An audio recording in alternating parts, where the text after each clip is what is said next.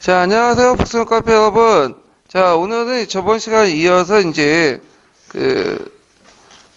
저번 시간에 이어서, 국제 정치 질서의 변화 부분을 할게요. 그 국제 질서의 변화 들어가기 전에 저번에 정조 정치 부분에서 좀 약간 잘못된 내용을 좀 수정하고 들어갈게요. 거기 242페이지 보면 그 작용의 설치 부분에서 그 금이체제에 따른 조직 개편하는 국왕의 호위부대 하면서 홍보경이라고 되어 있는데 홍보경을 홍구경으로 고치세요. 홍구경. 예. 홍구경의 그 영모 사건 이렇게 쓰시면 될 것 같아요. 예, 보경이 아니라 홍구경. 홍국용. 예. 그래서 고치시면 되고 예. 홍구경 그 영모 사건 이렇게 국자만 고치시면 돼요. 예, 국자만. 예, 제가 예전에 7차 지도서를 요약을 하다가 여기 홍보경으로 되어 있어갖고 그냥 쓴 것 같은데 홍보경의 그 영모 사건 이렇게 이제 좀 수정해서 보시면 되고요. 자, 그러면 이제 245페이지 넘어갈게요. 자, 국제정치 이제 정치의 질서 변화 부분은 이제 간도와 독도 관련된 이제 내용들을 이제 있는데 자, 거기 이제 간도와 이제 먼저 살펴볼게요. 간도 내용을. 자, 이 간도는 어떻게 형성된 지역이냐면 자, 그 청나라의 그 정책에 따라서 우연찮게 형성된 지역이에요. 이게 무슨 말이냐 하면 그 당시 이제 그 청나라가 어떤 정책을 이제 폈냐면 그 만리장성 넘어서 이제 중국을 지배한 후에 심양 남쪽 지역 있죠. 심양 남쪽 지역을 자신의 원래 근거지 지역이를 보존한다는 명목으로 사람을 못 살게 했어요. 그래서 심양 남쪽 지역과 압록강, 두만강 그 사이 지역을 사람을 못 살게 하는 봉건 정책을 펼쳤거든요. 그래서 그 봉건 정책 결과 그쪽 지역이 이제 사람이 안 살게 됐어요. 그래서 이 지역에 이제 산사이 많기 때문에 만주족이든 조선 사람들이 건너와가지고 월경을 해서 산삼을 캐가고 그랬나 봐요. 근데 둘이 이제 산삼을 캐가는 과정에서 그 부닥친 거죠. 일종 패싸움을 해가지고 청나라 사람들이 많이 죽었어. 그러니까 이제 청나라에서 조선 정부에 항의하게 되고 이참에 좀 국경을 명확히 하자 해갖고 숙종 때 관리를 파견했어요. 그래서 이 관리를 파견해가지고 그 당시 이제 한번 둘러보고 그다음 우리나라 정부하고 조선 정부하고 이제 국경선을 정하고 그 백두산에 정계비를 세웠어. 그게 이제 유명한 백두산 정계비죠. 그래서 이 백두산 정계비는 그 밑에 있죠. 245페이지에. 그래서 오락촌과 목국동이 성지를 받들어 변경을 답사하여 이곳에 와서 살펴보니 서쪽은 압록이요 동쪽은 토몽이 되므로 분수령을 위해 토를 새겨 기록한다. 이렇게 있죠. 그러면 이게 이제 정계비를 세우고 나서 이제 문제는 이제 19세기 들어와서 문제가 생긴 거야. 왜 문제가 생기냐면 18세기 때 이제 들어오면 요게 간도 지역에 산삼뿐만 아니라 산삼을 통해 얻기 위해서 얼경한 사람뿐만 아니라 그냥 살기 위해서 거주한 사람들이 늘어나기 시작해요. 그래서 간도에 조선인들이 많이 살기 시작하면서 나중에 19세기 들어가면 이 땅, 간도 땅이 누구 땅이냐 가지고 이제 뭐냐면 청나라하고 조선 간의 다툼이 생긴 거야. 그래서 두 번에 거쳐서 그 뭐냐면 국경 회담을 거쳐요. 국경선을 어떻게 정할 것이냐. 근데 이때 이제 그 백두산 정계비의 빔을 가지고 서쪽 압록강은 누구나 동의하는데 문제는 동쪽의 토문강을 해석 가지고 이제 싸우게 된 거죠. 이 토문강은 그 당시 사용했던 지명이 아니에요. 그러니까 17세기 때까지는 그때 이제 만들어질 당시에는 사용했던 지명 같은데 그 당시 19세기 들어와서 토문강이 어딘지 모르는 거야. 그러니까 이제 얘네들은 이제 중국 애들은 토문강이 두만강이다 이렇게 주장을 했고, 근데 이제 우리나라에서는 그냥 토문강이 두만강이 아니라 거기에 보면 이제 남만주에서 북만주 큰 송화강이라는 강이 있어요. 그 송화강의 한 지주가 토문강이다. 자 이렇게 이제 주장을 해. 그러면 중국 측에서 토문강을 두만강으로 해석할 경우에는 그 북쪽에 두만강 북쪽에 있는 간도는 누구 땅으로 넘어간 거죠? 중국 땅으로 넘어가죠. 근데 이제 우리 쪽 송화강 지주로 해석하면 북쪽에 송화강이 북쪽에 있으니까 남쪽에 있는 지역인 송화강 남쪽 지역은 누구 땅이 되는 거예요? 우리 땅이 되는 거죠. 자 이렇게 옥신각신 하다가 결국에는 해결을 못 받죠. 해결 못 봤어요. 그래서 이제 여기는 안 나와 있지만 대한자유국 시기 때는 이제 우리나라 영토를 명확하게 해서 그 지역을 간도관리사를 파견해요. 그리고 또 일제정부도 이제 일제가 이제 통감부를 설치하고도 통감부 파출소에 설치해, 거기에. 그러니까 일제도 이 지역이 조선 땅을 인정한 거죠. 근데 문제는 1909년에 일본이 이제 그 만주철도 아시죠? 남만주철도에 보면 안봉선 철도가 있어요. 이게 간선이 아니라 지선인데 그걸 놓는 과정에서 이제 그 부설권 얻기 위해서 그 땅을 누구한테 넘긴 거죠? 중국한테 넘겨버린 거야. 그리고 이제 간도 협약을 맺게 되는 거죠. 근데 우리나라에서 간도 협약에 대해서 항의를 못한 이유가 뭐냐면 1909년은 외교권이 누구한테 넘어가 있었어요? 일본한테 넘어가 있었죠. 그래서 결국은 항의는 못하고 그 간도가 이제 중국 땅이 돼요. 그래서 이 간도는 신안 남쪽 지역의 땅으로서 백두산을 근거지대였고 저쪽 그 서쪽에 있는 걸 서간도, 그 다음에 동쪽 지역을 동간도라고 하죠. 예. 서간도 지역은 실제 이제 뭐냐면 중국인들이 많아요. 왜냐면 19세기 중국에서도 청나라 정부에서도 그 봉건지대를 해체했기 때문에 중국인들 많이 살거든요. 예. 근데 이 동간도 지역 같은 경우에는 중국인 비중보다 조선인 비중이 상당히 많아. 그래서 동간도 지역은 지금 오늘날 뭐라고 부르냐면 연변 자치주라고 부르죠. 조선족이라고 부르는 그런 사람들이 이제 살았다. 이렇게 이제 보시면 될 것 같아요. 근데 이제 학계에서는 이제 이건 교과서에서 우리 땅이라고 주장하지만 간도가 학계에서는 중국 측의 얘기가 맞다는 게 공식화된 것 같아 보니까. 왜냐면 그 당시 이제 이 통원강이 그 당시에 두만강이라는 그러니까 우리 측에서는 처음에는 17세기 때 기록에 보면 처음에 볼 때 우리는 이제 그 통원강을 송화강으로 생각하고 맺은 것 같고 그 중국 측은 두만강을 가지고 맺은 것 같은데 근데 나중에 이제 그 조정래에 이런 논쟁이 생겨요. 보니까 사람들 말을 들으니까 통원강이 두만강이더라. 이거 어떻게 하면 좋겠냐. 이걸 중국 측에 알려야 되냐 마냐 가지고 논쟁이 생겨요. 거기서 결국에는 그냥 넘어가자. 그래서 넘어간 거야. 그래서 그 기록을 볼 때 조선왕조실록을 볼 때는 그 당시 사람들도 처음에 몰랐는데 나중에 이제 뭐냐면 거기 아니 월경하고 사람들이 살다 보면 이게 지형 지형이나 강 같은 것들이 파악이 될 거 아니에요. 그냥 알게 된 거야 조선 정부가. 근데 조선 정부가 이제 청나라 그 당시 알려주지 않고 그냥 넘어갔다가 100년 뒤에 이게 문제 터진 거죠. 예. 근데 교과서에서는 그걸 써놓지 않아요. 예. 우리 교과서 역사 교육 목표는 뭐죠? 민족의 정체성을 강화시키고 민족 중의 역사를 강화하잖아. 그러니까 이런 것들은 시험 문제 안 나올 거니까 그냥 논쟁 내용만 기억을 해두시는 게 좋을 것 같아요. 객관적 팩트만. 자, 그 다음에 이제 일본의 관계를 보죠. 자, 임진왜란에 일본은 이제 우리나라 국교 재개를 요청했죠. 그래서 이제 우리나라 국교를 재개할 때 크게 이제 앞장섰던 사람들이 대마도주예요. 왜냐면 대마도 같은 경우는 우리나라하고 경제적으로 이제 유착하기가 심했잖아요. 특히 대마도는 그 영토가 거의 90%가 산지야. 그러다 보니까 먹고 살 게 없어요. 그러니까 우리나라 교육을 통해서 먹고 살기 때문에 일단 대마도주에 이제 중재를 해가지고 뭐냐면 일본과 이제 수교를 했는데 그때 이제 아까 얘기했죠. 일본은 우리는 에도 막부이기 때문에 독국가 ES 정부다. 도요토미와 관련이 없다는 거야. 임진왜란 도요토미하고 도요토미와 우리는 대립했던 관계다. 우리도 피해자다. 그래서 피해자 코스프레를 막 하고 나서 그리고 나서 또 강해군 그 정부도 그 당시 이제 북쪽 후금이 있다 보니까 일본하고 또 영원히 한번 싸웠다고 해서 처벌직을 싸울 수는 없잖아. 그러니까 이제 뭐냐면 수교를 맡게 된 거죠. 그래서 이제 또 수교를 맺는 이유 중에 하나가 뭐라고 했어요? 그 세환 목적이 있죠. 그 당시 이제 그 뭐냐면 피납당했던 많은 그 일본인들 조선인들 데리고 온 거죠. 그래서 이들을 뭐라고 피로인이라고 해요, 보통. 그래서 청나라나 그 다음에 일본한테 잡혀가지고 했던 사람 피로인이라고 하거든요. 그래서 이런 이제 문제를 해결하기 위해서 뭐냐면 했다. 그래서 세안사를 이제 누굴 파견했냐면 사명당 있죠, 유정을 파견했죠. 예. 그래서 왜 사명당 유정을 파견했냐면 일본이 불교 국가고 그 다음에 또 아직까지 국교 이전이니까 또 정식 대사를 이제 뭐냐면 관리를 파견하기 좀 그러잖아요. 그러니까 어느 정도 학식이 있고 또 불교적인 어떤 직도 있는 비사절단으로서 비공식 대사로서 사명당을 파견한 거예요. 자, 결국에는 일본과 이제 공식적인 국교를 맺게 되죠. 이게 이제 기후약조죠. 기후약조.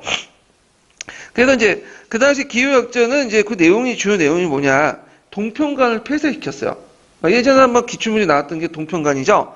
동평관 왜 폐쇄시켰냐면, 그 다음 일본 애들이 이제 그 임진왜란 전에는 서울 왔다 갔다 했어. 서울 동평관이 있으니까. 근데 이게 호위가 되면 나중에 그 이용행동들 걸리는 줄 알고, 이 동평 올라가는 길에 그 길을 다 지도 그려놓은 거야. 그래놓고 나중에 임진왜란 때 어떻게 되죠? 이 길이 임진왜란 때 서울 올라간 길이 돼버린 거야. 그러니까 이제 안 되겠다. 일본 애들에게 통상 외에는, 최소한 통상에 어떤 그 우리나라 정보도 알려줘서는 안 된다. 그래가지고, 일본 애들 어디에만, 허락했냐면, 부산포, 외관에도만, 부산포에 그 초랑 외관이 있어요. 그 두면포 외관도 있고, 그 나중에 초랑 외관 바뀌는데, 하여튼 그 초랑 외관에만, 안에서만 교육을 하도록 했어. 밖으로 못 나가고. 그래갖고 제한된 범위 내에서 교육 수업을 허용했다. 그래서 이 초랑 외관 같은 경우에는 주로 누가 많이 샀을까요? 어떤 출신이? 대마도인들. 예. 그래서 대마도인들이 많이 거주해가지고 이제 살았다. 이렇게 보시면 되겠죠. 자, 그 다음에 이제 그 우리나라는 이제 일본에 통신사를 파견했어요. 통신사. 예. 그래서 이제 통신사는 예전에 파견했긴 했는데 이때 이제 조선 후기 때 통신은 좀 약간 연례 행사처럼 이게 많이 파견했거든요. 그래서 예전에 이제 그 통신사를 잘 안 파견했던 이유가 뭐냐면 일본하고 뭐 굳이 얘기할 필요가 있겠냐. 특히 일본은 그 당시 전국시대였고 그전엔 또 무역마치 맞고 해서 중앙에 그 쇼군이 힘이 강하지 않았죠. 그러니까 이들하고 상대할 필요 없겠다 생각하고 거의 드문드문 보냈어. 그래서 임진왜란 전에는 이게 이제 보니까 통신사 임진왜란 전까지 이제 임진왜란이 일어날 때 일본 사전을 못 보였던 이유가 뭐냐면 통신사를 파견한 적이 거의 100년 전이야. 임진왜란 때 100년 전에 파견한 거는 없었던 거예요. 그러니까 일본 사전을 모르겠죠. 안 되겠다. 그래서 일본 사전을 잘 알려면 연례적으로 통신사를 파견할 필요가 있겠다 해서 통신사를 파견했는데 문제는 이제 우리는 일본의 정세 통상을 통해서 가려고 했는데 조선은 그런 측면에서 보냈는데 일본은 그런 의도에서 받아들인 게 아니죠. 뭘로? 얘네들은 이제 일단 어디에 선진 문화를 수용하는 것도 있고 그다음 쇼군의 권위를 국내적으로 알려주기 위한 거야. 얘네는 그래서 어떻게 선정하냐면 통신사를 조공사절단으로 이렇게 해석을 해요. 네. 그래갖고 동상이몽이죠. 우리는 어떻게든 한번 정탐하려고 간 거고 그다음에 얘네들은 동상이몽 측면에서 이제 이몽은 뭐냐면 아까 얘기한 것처럼 그 통신사를 일종의 조공사절단을 파괴했다. 그래서 예전에 이제 일본이 통신사의 수행로를 뭘로 지정하려고 했냐면 유네스코의 그 문화유산제로 무형의 그 문화유산제로 이렇게 지정하려고 하는데 조선은 한국에 반대했어. 왜? 이거는 뭘로 어떻게 설명하냐면 이거는 조선이 소군이 즉위한 거니까 조공을 바치려고 축하사절단이다. 이런 식으로 이제 설명을 해놓은 거야 거기다가. 그러니까 우린 당연히 반대할 수밖에 없죠. 예. 이거 통신사도 이제 좀 파견했다가 19세기 말에는 이제 일본이 오지 말라고 해요. 왜냐면 통신사 비용이 상당히 많이 들고 문제는 이제 더 이상 얻을 게 없어. 일본 입장 올 때는. 그래서 한동안 이제 교류가 이제 끊어지게 된 거죠. 그래서 이제 조선에서 이제 일본에 볼 일이 있으면 대마도를 거쳐서 그냥 대마도에서 볼일 보고 그냥 가라. 그런 식으로 이제 하게 된 거죠. 자, 하여튼 이 통신사의 영향은 조선과 일본, 중국 등 동아시아 상국의 평화 공존을 위한 국제관계에 영향을 줬고요. 통신사 일본과 우호 관계를 유지하는 데에서 상징적 의미고 일본의 학문과 문화 발전에 큰 영향을 줬다. 그래서 그 당시 통신사가 이제 오면 많은 지식인들이나 민중들이 와가지고 이제 구경하고 그 행차를 그 다음에 또 서필 책 이런 것들 얻어가려고 상당히 통신사가 묵고 있는 숙소에 많이 들락거렸다고 그래요. 예. 자, 그래서 이런 내용도 이제 파악을 해두시고 그 다음에 울릉도와 이제 독도 내용을 볼게요. 자, 울릉도 독도는 이제 그런 시간에도 얘기했지만 최근에 교과서에 상당히 많이 강조되는 부분이고 그래서 교과서에 있는 내용들도 여러분들 꼼꼼히 봐두셔야 돼요. 그래서 이제 일단은 그 울릉도와 역사를 이제 좀 보면 자, 울릉도는 그 신라 지증왕 때 편입이 있죠. 누가? 이사부가. 그래서 이사부가 이제 그 와가지고 울릉도인들에게 뭘 보여줬어요? 사자를 보여줬죠. 물론 사자가 진짜 사자가 아니라 그 당시 이제 나무로 만든 사자상을 보여주니까 울릉도 사람들이 겁을 먹고 그냥 항복했다. 이런 기록이 있어요. 그래서 이때 울릉도 우상국이 됐죠. 그래서 우상국이 이제 신라 영토에 편입되면서 자연스럽게 그 부속도서였던 독도도 어떻게 돼요? 편입되게 돼요. 예. 자, 고려시대 때는 본토에는 이주 정책을 했는데 조선시대 때부터 약간 좀 문제가 생겼어요. 왜냐면 조선시대 때는 피영민들이 세안을 해. 세안은 도망가요. 그러니까 여기 피영민은 뭐예요? 피영민은 역을 피하고자 하는 사람이죠. 그러니까 이제 역을 피하고자 하는 사람들이 되게 이제 즐겨 찾던 곳이 어디냐면 저쪽 한경도 지역 있죠. 평안도. 그러니까 국가 권력이 미치지 않은 울릉도. 그러니까 이제 이런 것도 있고, 그다음 외고 침입이 많았어. 외국은 막 침입해 오니까 성을 방어하기가 좀 힘든 거야. 그래가지고 무슨 정책을 했냐면 공도 정책을 폈어요. 공도 정책은 뭐냐면 울릉도를 비는 거야. 그치, 우리나라 영토지만 비워서 사람을 살지 않도록 만들게 하는 거죠. 그러니까 이제 이때부터 이제 일본 애들이 여기 있으면서 거주하면서 뭐 거기서 몰래 고기도 잡고 그렇게 이제 했는데, 숙종 때 안영복이라는 사람이 건너가서 안영도 동네 수군인데 이 사람이 이제 울릉도와 독도에 진입한 일본 어부를 축출하고요. 건너와서 일본에 가서 우산 양도 감세관이라고 자칭하면서 일본 옥기주에 가서 태수한테 사과를 받고요. 결국에 우리나라 영토를 승인받았어요. 그리고 일본 막부도 스시마 도주를 통해서 추노 금지를 통보를 했어요. 그래서 그 당시 에도 막부도 조선과의 충돌은 원하지 않았거든요. 그래서 이제 울릉도에 가지 마라. 그래서 울릉도 독도에 가면 안 된다. 그래서 심지어는 울릉도에 독도에 가고 죽은 사람도 있어요. 거기 갔다가 이제 나중에 발각이 돼서 막부가 이 사람을 죽인 그런 사건도 있어요. 그래서 요걸 볼 때 그 당시 울릉도 독도를 막부에서는 누구 땅으로 인식했다는 거예요? 독도의 땅으로, 독도난다. 조선의 땅으로 인식했던 거죠. 자, 그래서 이제 이렇게 있는데, 그 다음에 이제, 심지어는 이제 좀 있다가, 메이진 영권 초반기 때도 이 독도를 우리나라 영토로 인식을 했어요. 그래서, 했는데, 문제는 이제, 시간이 지나면서 이제 점점 일본이 태도가 바뀌어지게 되죠. 자, 일본은 너일 전쟁 때, 일본이 여기를, 점령하죠. 왜 점령하냐면, 자, 일단은, 군사적 기지로서 상당히 중요한 역할을 해요. 왜냐면 여기가 중간이, 일본의 러시아 발틱 함대 있죠. 발틱 함대나 이런 함대들이 왔다 갔다 하는 길목이고요. 그 다음에 이제 또, 뭐냐면, 너일 전쟁 중에 이제 싸우는 과정에서, 주로 그때 함선은 증기선이죠. 증기선은 주로 뭘 움직이죠? 석탄을 가지고 움직여. 근데 석탄을 모두 다 실을 수 없어요. 왜냐면 석탄에 무게가 있기 때문에 조금씩 싣고 기항지에 들러가지고 또 저탄소에서 석탄을 공급받고. 그러니까 중간에 전기선이 움직이려면 중간중간 뭐가 있어야 돼요? 석탄을 공급받을 수 있는 저탄소가 필요했던 거야. 그러니까 저탄소를 설치할 수 있는 기구로서 울릉도가 이제 필요하기 때문에 하고, 또 울릉도는 그 당시에 지금 없지만 강치라는 물개 일종이 있었어요. 그래서 어부들이 와서 강치 잡고 그랬거든요. 예. 독도는. 예. 그래서 이제 이런 목적으로 독도가 이제 그 당시 러시아 함대의 길목이었고, 그 다음에 저탄소 설치에 필요한 기지였고, 그 다음에 강치잡이 그런 목적 등등을 해가지고 너일 전쟁 중에 이 울릉도를 울릉도 아니라 죽도를 다케시마라고 이제 명명하고 독도를 점령을 해버린 거죠. 예, 불법으로. 그리고 어떤 걸 내세웠냐면 그 당시 이제 주인 없는 땅은 먼저 차지하는 것이 임자다. 이런 국제법을 내서 거기를 이제 불법 점령하고, 그리고 1905년에 그 당시 시네마현 고지를 통해서 그걸 공식화시키죠. 예. 결국엔 1945년에 이제 일본이 패망하고 나서 다시 우리나라 영토로 들어가게 되고요. 예. 자, 그래서 제가 이번에 이제 중학교에 시험 문제 이걸 냈어요. 너일 전쟁 전후 일본이 독도를 불법 점령했다. 이렇게 썼는데 애들이 항의가 들었어. 이 너일 전쟁 전후가 맞지가 않다. 뭐냐면 너일 전쟁 중이다. 이렇게 얘기했는데, 그러니까 너일 전쟁 이후라고 썼는데, 너일 전쟁 이후에 독도가 그 당시 이제 일본 땅 넘어갔다 이렇게 했는데, 애들이 항의한 거야. 이유가 맞지 않다는 거. 이유가 아니라 동안이다. 이렇게 얘기하더라고요. 근데 이 말 조금 더 한강해가지고, 이후라는 게 사건이 일어난 시점하고 그 후까지 포함되는 거거든요.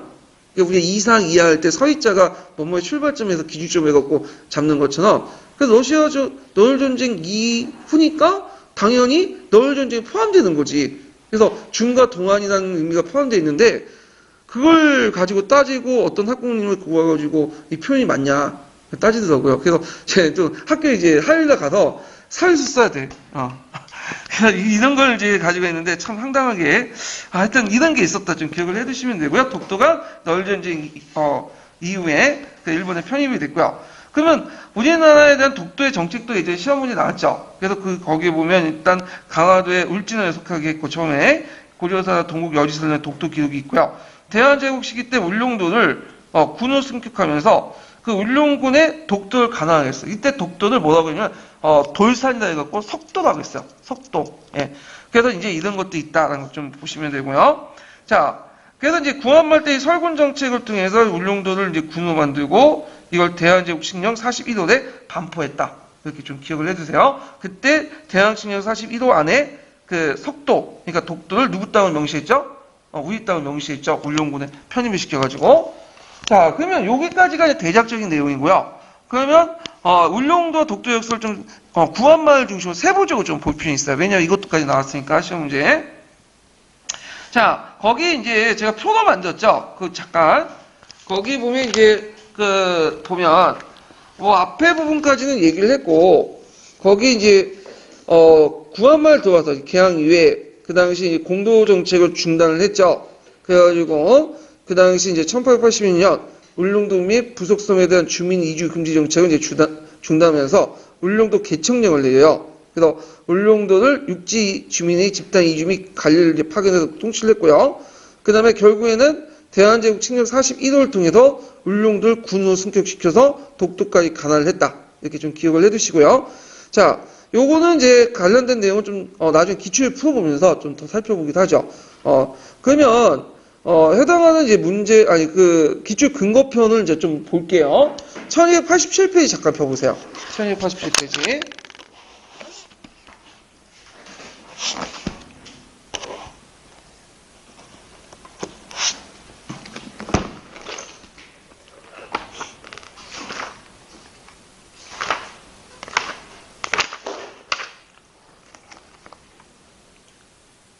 잠깐만요. 이게 1287페이지가 아닌데. 지금 잘못 적어놓은 것 같긴 한데. 잠깐만요. 이게 독도를 어디다 적어놨다.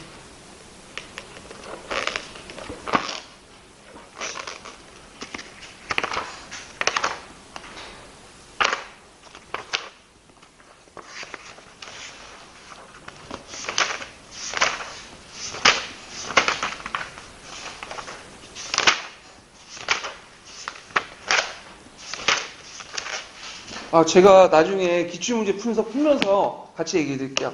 요걸 제가 적어놨는데 어디 갔는지 안 보이네. 네. 거기 이제 일단 기출문제 풀어볼게요. 몇 번을 보시냐면요. 125페이지 펴보세요.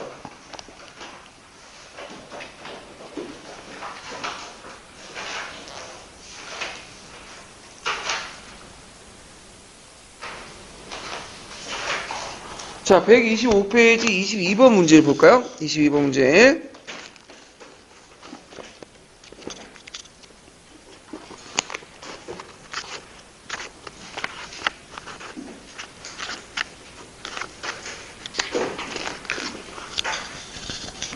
자, 다음 자료와 관련된 설명으로 적절한 것을 보기에서 모두 고른 것은 이렇게 있는데, 자, 여기 이제 다음 자료는 이제 뭐와 관련된 거냐면, 앞에서 이제 언급했던 1900년대에 공표했던 대한제국 칙령 제41호예요.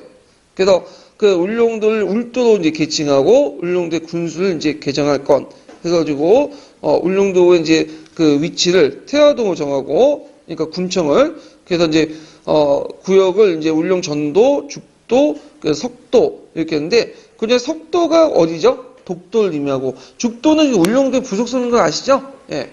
그래서 이제 이렇게 있고요. 그래서 이제 있는데 그러면 내용을 이제 보면요. 자, 여기 이제 보면 이제 잠깐만요. 549번이니까 지문 근거부터 이제 보고요. 여기 있네. 549번이 549번이 몇 페이지냐면 여기 있네요. 1323페이지 펴보세요. 여기 부분이 있네, 제가. 자, 1323페이지에 있는 내용, 근거편을 보면서 이제 볼게요. 자, 기획을 이제 볼게요. 자, 기획을 보면 이제 도장이었던 전속규라는 사람이 그 뭐냐면 개척 사업 이후에 일본이 세안되어 간 이후 정부의 허락도 없이 미국을 받고 일본인 선장에게 산림 벼슬을 허가해주는 징표를 써주면서 파면했고 처벌받게 되었다. 그래서 이 도장이라는 사람은 뭐냐면 전속규라는 사람은 이제 좀 앞부분에서 좀 설명할 필요가 있는데 그때 이제 울릉도를 비워뒀죠. 근데 울릉도를 비워두니까 그 외인들, 일본인들 와가지고 이제 설치됐단 말이에요. 그래가지고 그 당시 이제 조선 사람들이 울릉도 또 건너오게 돼요. 그래서 또 이들 몰아내고 거기에 이제 집을 짓고 살게 되는데 그때 그 조선 울릉도에 거주한 사람 중에 전숙교라는 사람이 있어. 이 전숙교는 그 거주한 사람 중에서도 좀 유식한 사람이고 좀 긁게나 아는 사람이야. 그래서 그 조선 정부에서 이제 울릉도를 관리하기 위해서 처음에 관리를 파견한 게 아니라 이 전숙교라는 민간인을 도장으로 임명을 했어요. 너가 여기에서 한번 우리 업무를 좀 대행해라, 정보 업무를. 그래서 일종의 마을 이장 정도 되는 사람이야. 근데 이 사람이 정보 허락 없이 그 울릉도를 이제 뭐냐면 여러 가지 권리들을 일본인한테 그냥 넘겨주는 거야. 특히 이제 울릉도 같은 경우에는 산림 있죠. 이게 되게 잘 돼 있어요.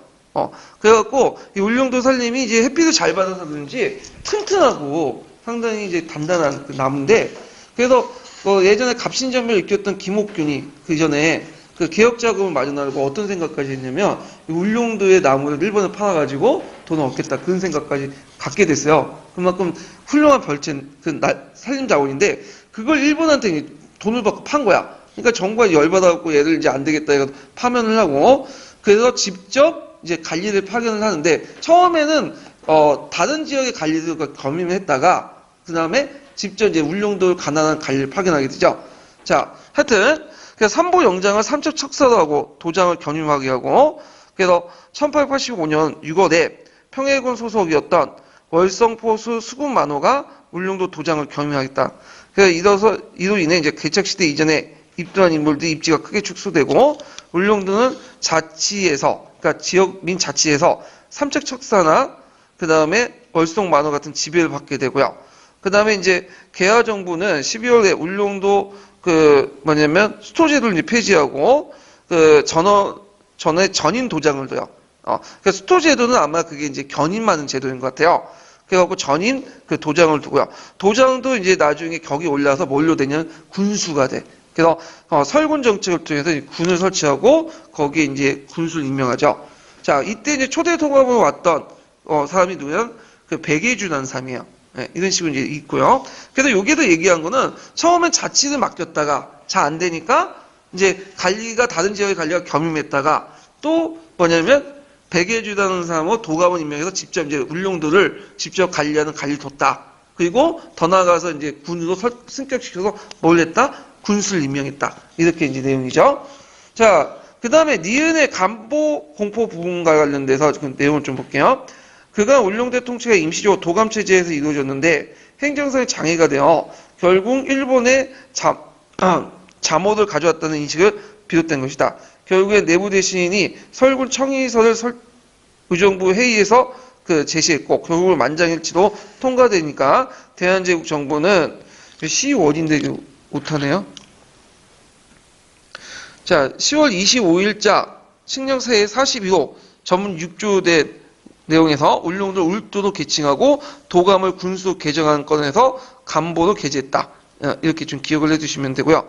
그 다음에 이제 여기 보면 우영준이라는 사람이 나오는데 이 우영준은 이제 대한제국 정부가 이제 일본 잠원을 몰래 두어서 거주한다는 거예요. 이런 문제를 이제 대체를 위해서 내부 관원이었던 우정영을 그 울릉도 시찰위원으로 파견돼요. 그래갖고 이제 그 관련된 내용들이 이제 있고요. 그 우정용이 아니라 이게 오타인데 우용종이에요. 그 위가 맞아요. 우용종을 그 울릉도 시찰위원으로 임명하여 시태를 조사하겠다. 그래서 그 내용들이 있고요. 그다음에 석도의 명칭 관련된 내용 있죠. 그때 이제 울릉도 관할구역으로서 울릉 전도, 죽도, 석도가 있는데 석도를 훈독을 하면 그 돌섬이 돼요. 훈독이라는 건 음을 읽는 게 아니라 뜻을 읽는 거야. 그래가지고 이때 이제 이걸 뭐냐면 돌섬이 독도 이렇게 됐다. 이렇게 이제 한자 어원이 된 설명이 있어요. 자, 그러면 이제 관련된 문제를 풀어볼게요. 자, 기역. 명목상 지방간제 편입했을 뿐, 도감이 울릉도민 임명하여 자치적 성격의 표명이 없었다. 틀렸죠? 왜냐면, 원래는 자치적 성격이 강했지만, 이상 전석규가 이제, 자기 혼자 뇌물 받고, 이권 갖다 파는 바람에, 안 돼가지고, 이제 뭐냐면, 지방간을 직접, 경임하고, 파견하고, 결국에 군수까지 임명하게 된 거죠. 그래서 이제, 요 내용은 틀렸고요. 그 다음에, 간보를 통해 반포되어 시행되는데, 이는 석도가 대한제국 영토를 칙령으로 제약이 된 거 맞고요. 그 다음에 울릉도 시찰이었던 우용종이 간제 개편 견인을 받아줬다. 맞죠? 이 부분은. 자, 그 다음에 니은은 석도는 돌섬, 독섬이라는 방언어, 한역항구로 차음하면 독도가 된다. 맞죠? 그래서 답이 니은, 디귿, 니은 이렇게 이제 보시면 돼요. 일본 애들은 이걸 뭐라고 하죠? 다케시마라고 하죠. 독도들. 그래서 이제 죽도라고 이제 얘기를 하고요. 근데 일본 애들은 그렇고 울릉도를 뭐라고 해요? 울릉도는 독도는 다케시마고 울릉도는 송도라고 하죠. 송도. 그래갖고 이제 송도라고 하는데 근데 예전 조선시대 때 일본 애들은 송도가 울릉도였고요. 아니 송도가 독도였고 다케시마가 울릉도였어. 근데 구한말 들어와서 이제 이때 널전쟁 전후로 명칭이 바뀌었어. 거꾸로. 다케시마가 독도가 돼버리고 송도가 울릉도가 돼버린 거야. 예. 뭐 중요한 건 아닌데 이렇게 명칭이 약간 바뀌었어요. 자, 뭐 이렇게 해서 이제 있는데 독도와 관련된 문제는 한번 시험 문제 나올 것 같긴 해요. 그래서 그런 것들을 좀 파악을 해두시고요. 자, 그 다음에 이제 넘어가서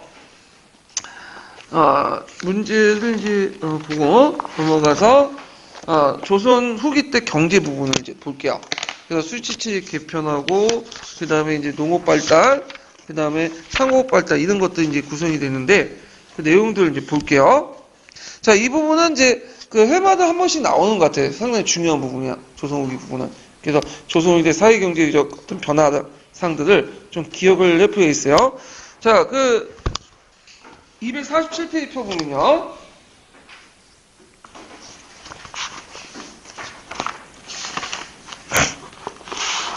자, 농촌사회 동요와 개간사를 보죠. 자, 양날 직후에 농촌이 황폐화됐죠. 그래서 양날 경제지가 황폐되고 기근과 질병이 만연하고 그래서 정부가 이에 대한 대책으로 그 당시 이제 수치체제 개편을 하게 되고요. 그 다음에 양전 사업을 하고 그 다음에 이제 농지 개간 사업과 수리시설 같은 것들 하죠. 그래서 요 자세한 내용은 좀 뒤에 좀 얘기를 하는데 하여튼 그런 방향에서 개혁을 했고요. 그 다음 개간을 장려했는데 왜 항구지가 너무 많다 보니까 개간 작업을 필요했어요. 그래서 거기 표에 보시면 알겠지만 임진왜란 직전에는 150만 개였다가 직후에는 뭐가 되죠? 30만 개를 축소가 되죠. 자, 그래서 이제 정부는 토지 확보 노력이 필요했는데 그래서 개간 권장을 하게 되는데 그 개간 권장이 이제 정부가 의도하지 않은 방면에서 하게 되는 거야. 왜냐면 정부는 이제 조선 정부는 개간을 권장하고 그걸 많은 사람들이 참여하기를 원했는데 실제 개간을 할 수 있는 여력을 가지고 있는 사람들은 일부밖에 안 돼요. 왜냐 개간하려면 인력이나 이런 것들을 동원해야 되잖아. 그래서 주로 어떤 사람들이 개간을 했냐면 양반 지주들 이런 사람들이 개간을 하게 돼.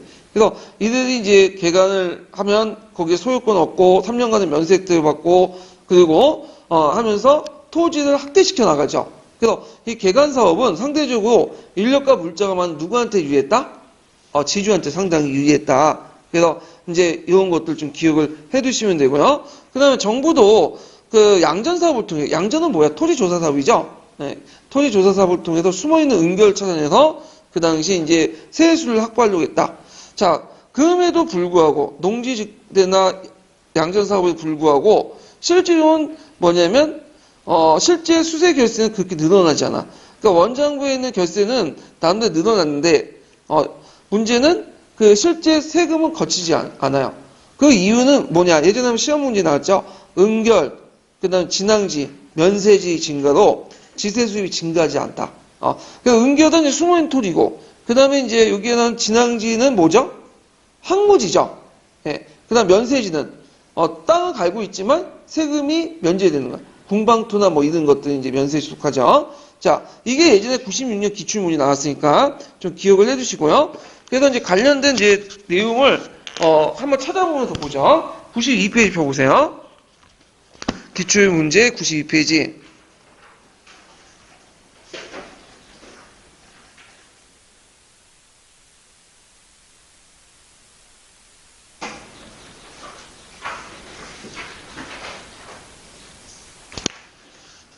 자, 92페이지 1번 문제 볼까요? 자, 양난 직후에 조선에선 개간과 양전이 적극적으로 추진되어 토지 면적이 크게 늘어났는데 그럼에도 불구하고 국가의 전세 수입이 별로 늘어나지 않은 근본적인 원인이 뭘까요?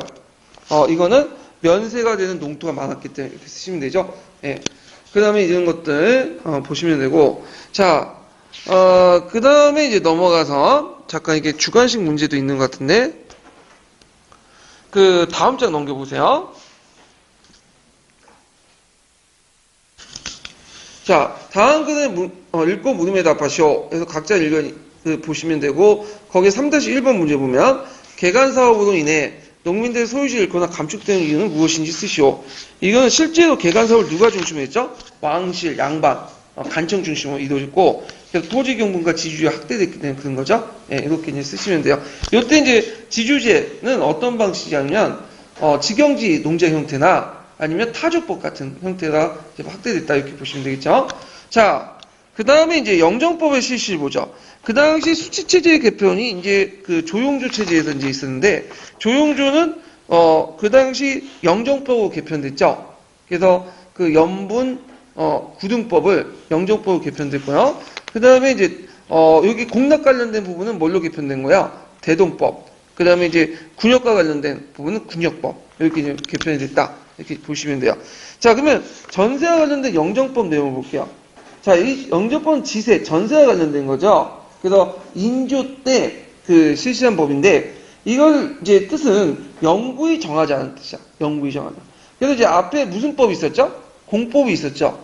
전세제도서. 그래서 공법은 무슨 법과 무슨 법은 나와요? 전분 6등법하고 연분 9등법은 나오죠. 그래서 전분 6등법의 그 측정 방법은 수등이체법이라고 하죠. 그래서 수등이체법이 나중에 뭘로 바뀌죠? 양측 동일법 바뀌죠. 근데 수정이체법 양측 동일법 바뀐 거는 인조 때가 아니에요. 언제 때냐면 호정 때예요. 호정 때. 예. 그래서 그 한국 통론에 보면 그 인조 때로 돼 있거든요. 인조 때. 근데 이건 잘못된 거예요. 호정 때 바뀌었고요. 그다음에 이제 연분구등법은 원래는 이제 강호정에 따라서 이제 1등급에서 6등급으로 나누지만 실제로 이 토지를 가지고 있는 사람들이 어떤 사람들이 많죠? 양반 지주들이 많죠. 그러다 보니까 이 사람들이 이제 그걸 제대로 실시하지 않죠. 그래서 최하 등급들, 그래서 4두에서 6두까지를 정했기 때문에, 그래서 양나라에 또 토지가 많이 항폐됐기 때문에 인조 이후에 1개월당 4두에서 6두 고정이 돼요. 그래서 이제 있고, 그 다음에 이제 거기에서 그 풍원을 볼 때 이제 감면해주는 방법으로 뭘 파견하죠? 중앙에 경찰관을 파견하죠. 근데 이게 말이 많아가지고 나중에 이제 뭘로 바뀌어요? 영조 때 비총기가 바뀐다고 얘기를 했죠. 예, 이런 것들과 연결시켜서 보시면 돼요. 그래서 영정법은 공법 안에 모든 걸 다 바꾸는 게 아니라 뭐만 한정해서 바꿨다? 연분 구등법 이렇게 이제 기억을 해두시면 되죠. 자, 배경을 보면 전세제도 개혁의 필요성이 대두되고요. 지주전을 확대되고 농민층이 공핍됐다. 그래서 양나라의 토지가 항폐되고, 자, 양전 사업을 실시했지만 은결된 탈세 때문에 국가 재정이 궁핍. 그 다음에 영정법을 하는 것은 절체 복잡성. 그래서 이제 중간에 이서층들이 중간 탈취 관리가 탈취가 많았고, 또 관리의 부정부패 등등. 그 다음에 양반 지주대 압력 등등등 해갖고 영정법을 했는데, 풍웅에 관계없이 1결당 4두를 받는 거죠. 또는 교과서에는 최근 4두에서 6두 이렇게 돼 있더라고요. 예. 그래서 4두에서 6두를 받는다. 이렇게 이제 보시면 되고. 그 다음 뒤에 넘어가서 결과는 수수료 운송비, 자연소모비가 증대됐고요. 그래서 전세가 소작인에 증대됐고 훈련도감의 재원을 마련해서 예전에 한번 기출 예문에 나왔던 산수미세가 어디로 전환돼요? 전세로 이렇게 들어갔다. 그래서 농민의 공통을 가중시켰다. 이렇게 이제 보시면 돼요. 자, 그 다음에 이제 대동법으로 대동법. 대동법 잠깐 넘어가기 전에 저기 기출근거편을 한번 읽고 넘어갈게요. 1298페이지 보세요. 1298페이지.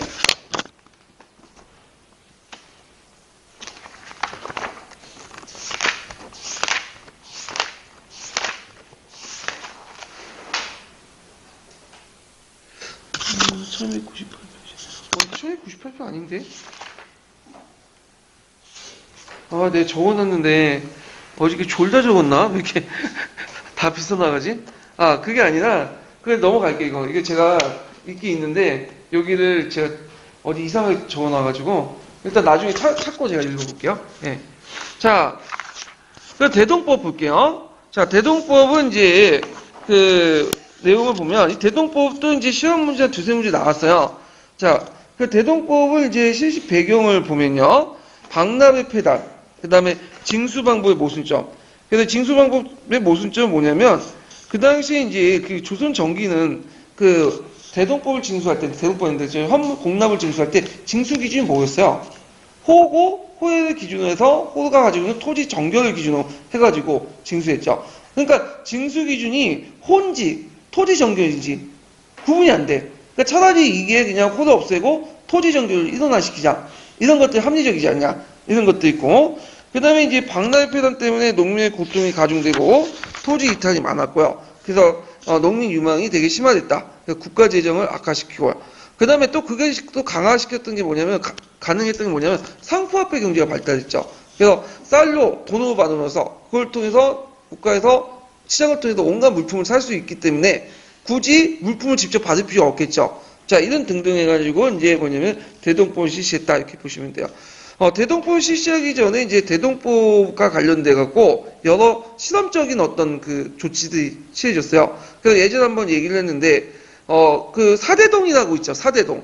사대동이라는 거는 이제 일부 9년에서 이제 그 일부 9년에서 양반들이 결수에 따라 일두씩, 나 일두를 받는 그런 것들이 있었는데, 이런 것들이 사대동이라고요. 그 다음 수미법 들어보시죠? 수미법. 그 다음 반대동이라는 건 뭐냐면, 반대동이 있었는데, 반대동을, 상공만 쌀로 진수하자. 그러니까 벌공이나 진상은 환물로 하고 상공만 쌀로 진수하자.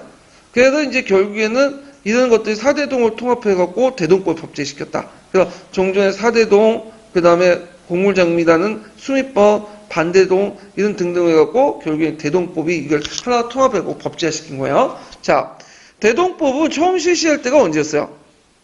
처음 실시할 때가 이거는 강해군 때죠. 근데 이게 확립된 거는 언제냐면, 자, 18세기 초반 때 1708년에 항해도로선이 끝나면서 정부에 보급됐는데, 이때 이제 거의 100년의 시간이 필요했어요.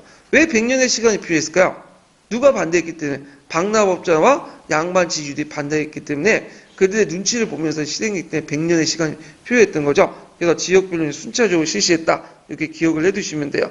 자, 그 내용을 이제 보면요. 민호에 부과했던 토산물을 토지 결수에 따라서 미곡이나 포나 전옥 부과해서 선해청에 납부하게 되죠. 그래서 기본적으로 미곡이 주요. 미곡. 그래서 쌀인데 쌀을 1결당 12드로 이렇게 기준에서 받고요. 그 다음에 쌀이 부족한 지역은 대신에 항봉이나 대봉도 가능해요. 항봉이란 건 뭐냐? 쌈배나 무명, 그 다음에 동전으로 받는 거고, 대봉은 뭐냐면 작곡을 받아요. 작곡. 그래서 이제 현봉 같은, 대봉 같은 것도 가능하다. 그 다음에 이제 2에 납부 가능하다. 봄, 가을, 분할 납부 가능하고요. 그 다음에 이렇게 미포전을 받으면 공인들이 와가지고 물품을 구입하죠. 시장에서. 그래서 요때 이제 대동법 이후에 등장하는 상인을 공인이라고 하죠. 공인. 그래갖고 이제 이 공인들이 그 역할을 하고 필요한 물품을 구입을 하게 되죠. 필요한 물품 구입은 어디에서 할까요? 시장에서 하죠. 그래서 그만큼 상품화폐 경제가 발달했다라는 걸 반영하고 있죠. 그 다음에 대동법을 거둬서 그 대동민의 용도를 보면 그 대동민 용도가 되게 재정의 60%를 차지할 만큼 많아요. 왜 그러냐면 전세는 그렇게 수입이 없어. 왜 수입이 없을까요? 양반 지주들이 돈 안 내려고 하죠. 예.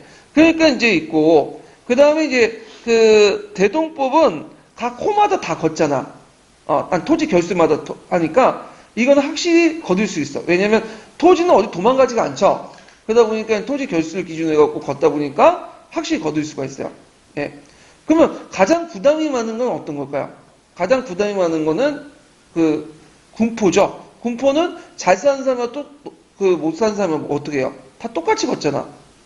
근데 요거는 대동법은 토지에 비례해서 걷기 때문에 확실하게 거둘 수 있고 부담도 상당히 적어요. 다만 누가 손해보는 거죠? 지주들이 손해보는 거죠. 토지를 많이 갖고 있는. 하여튼 재정의 60%를 차지하는데 그때 용도를 보면 상남미와 유치민으로 볼 수 있어요. 상남미는 주로 이제 봄에 걷어갖고 올리는 건데 중앙에 궁정이나 궁시이나 가나로 사용하는 비용을 사용하고 유치민은 가을에 걷었는데 각 고을의 수요 및 자벽의 충단을 사용했다. 그리고 이 과정에서 이제 각 고을은 대동민을 거두면서 같이 뭐냐면 그 정결에 뭐냐면 요역을 할 수 있는 그 비용도 걷어. 그래갖고 이걸 정결 수포제라고 하죠. 그래갖고 그걸 걷어가지고 뭐해죠? 이제 인력을 고용해 쓰죠. 그래서 대동법이 통합되면서 시작되면서 요역세도 어떻게 같이 통합해서 걷는 거야. 이만을 지금 의미하고 있는 거예요. 자, 그 다음에 이제 실시 과정은 아까 말했처럼 그 양전 사업을 하고 또 양반 지주 박납업자들의 반대 때문에 거의 100년에 걸쳐서 이제 순차주고 실시를 했고 이때 이제 대동법에 이제 큰 전국적인 확대에 큰 공헌을 했던 사람이 누구냐? 예전에 말했죠. 김육이라는 그 경제 관료죠. 그것도 그 김육이라는 사람도 이름을 좀 외워두세요. 자, 대동법이 실시한 결과를 보죠. 공납의 전세야, 조세의 급납화 이거 이루어졌고, 대한 농민의 부담이 감소되고 지주의 부담은 일시에 있었다. 그렇지만 뭐 지주들은 이거를 이제 자기가 내야 되지만 실질적으로는 누구한테 전가시켜 버리죠? 농민들에게 전가시켜 버리죠. 그래서 나중에 들어면 농민이 다 내요. 예. 그다음 국가 수입이 증대되고 그 다음에 지방 간화의 재정이 확충되고요. 그 다음 곡물 조달이 일원화되고 그때 이제 선해청이 그걸 관리하죠. 각 강청에서 관리하는 게 아니라 선해청에서 관리했고 이때 요육도 대동세 지세에 흡통합된다. 그래서 정결수포제로 바뀐다. 그래갖고 이때부터 이제 예전처럼 고용하는 방법으로 바뀌게 되죠. 동원하는 것이 아니라. 자, 그 다음에 영향을 보면요.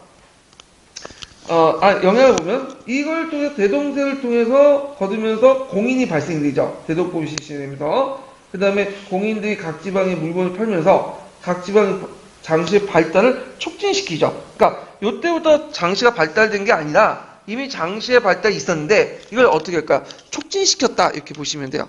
상품화폐 경제 발달도 마찬가지죠. 대동법 이전부터 상품화폐 경제가 발달했지만 상품화폐가 대동법 실시 이후에 뭐죠? 이걸 더 촉진시킨 거죠. 자, 그래서 이제 경제 질서가 자급자족 상태에서 유통 경제를 촉진시키고 상인 자본 규모가 커져 도구로 성장을 했고요. 상업 발달과 상업 도시에 큰 성장을 했다. 그래서 그 옆에 이제 공인의 활동 내용들 그 있으니까 좀 기억을 해 두시는데 거기 좀 표가 잘못된 게 있어요. 거기 보면 이제 그 국가가 그 공납을 이제 요구할 때 농민들에게 직접 요구한 건 아니에요. 중간에 누가 끼었죠? 농민들이 낀 게 아니라 이게 좀 표가 잘못됐는데 대교과서에서는 그렇게 잘못되어 있더라고. 되게 통론이나 국가가 이제 공납을 요구할 때 어디에? 지방 간청에 요구해요. 지방 간청. 이거 9년에 요구하면 이 9년은 그 다음에 호를 기준으로 해갖고 토지 결수에 따라서 누구한테 부담하죠? 자연호에 부담을 하죠. 이게 정확한 거예요. 예. 그리고 이걸 방납업자가 여기에서 하는 게 아니라 여기 표가 방납업자가 마치 그 농민한테 직접 받아가지고 대신 내는 것처럼 이렇게 돼 있는데 그게 아니라 거기에서 토지에서 결수해서 이제 입각해갖고 갖다 바치면 지방간청에서 이제 그 아전을 파견해서 경준을 파견 누구한테 갖다 바치는 거야? 국가 중앙에 갖다 바치는데 거부를 당하니까 누굴 끼게 된 거야? 옆에 방납업자가 끼는 거죠. 방납업자가. 그래서 방납업자가 갖다 바치고 누구한테 받는 거죠? 농민한테 받는 거야. 내려가서. 이게 맞아요. 근데 중간에 이게 표가 좀 잘못된 거야. 그래서 이제 이렇게 딱 대동법 이후에 공인들이 이제 등장하죠. 이 공인들은 되게 출신이 예전에 방납업자들이에요. 방납업자들 이름만 바뀌어가지고 공인이 됐는데, 하여튼 이 공인은 이제 그 밑에 보면 거기 이제 얘네들이 이제 농민들이 대동세를 갖다 바치면 간청에서 국가에 올리고 공인이 그걸 가지고 이제 뭐냐면 돈을 받은 거 가지고 그 뭐냐면 시장에 가서 특산물 사죠. 그 국가에 갖다 바치고 그 다음에 지속적인 이제 뭐냐면 특산물을 공급받기 위해서 그 또 수공업자들 고용해서 선대제 방식으로 운영이 돼요. 그리고 그 과정에서 그 뭐냐면 막대한 또 이득도 챙기고 그 다음에 또 공인들이 어떤 활동도 있냐면 독점 도매를 해요. 매점 매석. 그래서 그 공인의 창고를 뭐라고 불렸냐면 그 당시 도고라고 불렀어. 예, 그래서 그 창고를 이용해가지고 그 물품의 수요가 많을 때는 많이 사다 줬다가 값싼 가격으로 물품의 수요가 뭐냐면 적어지면 시장이 푸는 거죠. 그래서 이런 시세 차익을 통해서 창고의 어떤 보관을 통해서 시세 차익을 통해서 뭐냐면 막대한 이득을 챙겨요.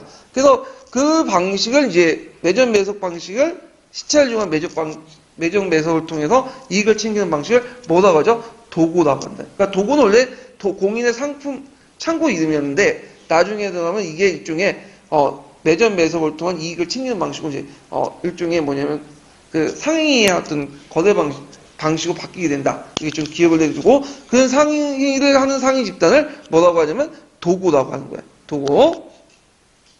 자, 하여튼 이렇게 있고 그다음 상품화폐 경제 활성화, 그다음 농민층 분해를 촉진시켰죠. 농민들이 상품화폐 경제를 편입시켰는데 왜 그러냐면 이제 그 당시 농민들은 이제 대동미나 이런 걸 내기 위해서는 그 일을 할 필요가 있어요. 그래갖고 이제 다른 데 가갖고 일을 하고 그러면서 또 물건에 가서 물건을 팔고 그러면서 이게 어떻게 농민층 분해를 촉진시켰다.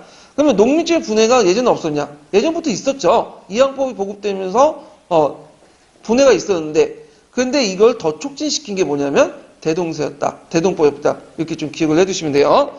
자, 그 다음에 이제 뒤에 넘어가서 한계는 뭐냐? 자, 여기 대동법은 뭐만 한 거죠? 상공만 기준으로 한 거죠. 상공. 연례적으로 바치는. 근데 부정기로 바치는 그 별공이라든지 왕한테 개인적으로 바치는 어떤 음식 진상은 공존을 하고 있었다. 특히 예전에 말했죠. 그 진상이 상당히 문제가 됐다고. 그래서 썩기도 쉽고 그 당시 뭐 냉장고도 없고 하니까 그래서 우리가 이제 그 뭐냐면 학교나 이런 데서 맞는 꼰대들 우리 뭐냐면 진상이란 말이 여기서 나온 거예요. 예, 어원이. 자, 그 다음에 지방간청이 수시로 특사물을 징수했고요. 그 다음에 대동세가 누구한테 전가해요? 원래는 지주가 내야 되지만 소장로에게 전가를 하고 그 다음에 나중에 들어가면 상납의 비율이 높아져 중앙에 올리는 상납의 비율이 높아져서 유치비 비율이 지속적으로 하락해요. 그러니까 지방의 경비가 필요하죠. 그러니까 지방세를 확대시키죠. 그래갖고 그 당시에 수령과 아전대 수탈이 강화되다. 그래서 지방세만 뜯어내면 되는데 거기다 갖가지 수수나 이런 것들 뜯어내면서 이제 폭리를 하게 되는 거죠. 자, 그래서 이 내용들 관련된 아주 중요한 내용들이니까 기억을 해두시는 게 좋을 것 같아요. 자, 그럼 관련된 이제 문제를 이제 풀어볼게요. 90페이지 펴보세요. 90페이지.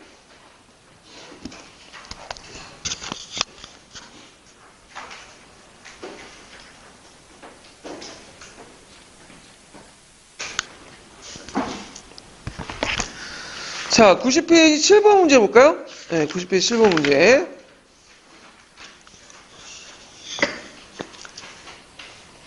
이거는 이제, 보면, 자, 조선후기 정부가 대동법을 시작한 근본 의도가 뭐냐. 그래서 이제, 그 1번과 2번은 이제 그 결과죠. 영향이나. 그래서 뭐 상품화폐 경제 촉진시키고, 지방재정을 촉진시키고 그런 것들인데, 3번이 근본적인 거죠. 농민의 유망을 막고 국가재정을 튼튼히 하기 위해서. 왜 농민들의 유망이 많았죠? 박납의 폐단 때문에 많았던 거죠. 그 다음에 8번 문제 보면, 자, 18세기 후반 정남 5명, 그 다음에 5명과 2개월의 토지를 소유하고 있는 농민호에 호주가 연간 부담해야 할 법적 조세액은 이렇게 있는데, 이건 이제 법정 조세액이에요. 실제 조세액이 아니라. 그러면 이제 계산을 해보면, 대동법에서 1개월당 몇 두씩 걷죠? 12두. 그 다음 전세는 1개월당 4두. 그 다음에 결작은 1개월당, 결작을 이제 1개월당 이제 걷고, 2두씩 걷고, 그 다음에 군역법에서 1인당 1피씩 해서, 걷죠. 그러면, 거기 계산을 해보면, 이제, 그 뭐냐면, 몇 피 나와요? 몇 피. 전세가 36두가 나오고요. 그 다음에, 정남이 5명 있으니까 군폭 5피 나오죠. 그러면 답이 1번이 되겠죠. 네, 이렇게 이제 계산을 하시면 되고요. 그 다음에, 이렇게 있고, 그 다음에,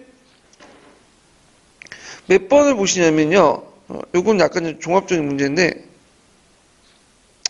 이거 나중에 풀어봐야겠다. 나중에 얘기하죠, 이거는. 자, 그 다음에, 총괄평가 문제를 풀어볼게요. 총괄평가 57페이지 펴보세요.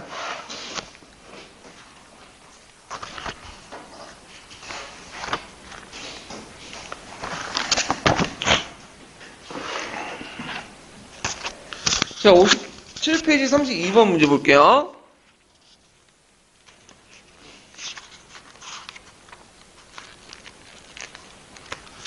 자, 다음 사유를 참고로 하여 당시 대동법을 반대했던 두 계층을 쓰시오. 그래서 이 대동법을 반대했던 두 계층은 뭘 써야 될까요? 지주층, 양반 지주층과 방납업자 이렇게 쓰시면 되겠죠. 그 다음에 이제 있고, 그 다음에 몇 번 문제 보시냐면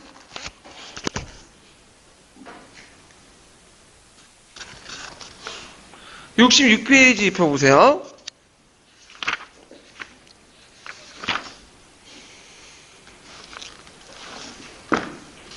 66페이지 54번 문제 볼까요?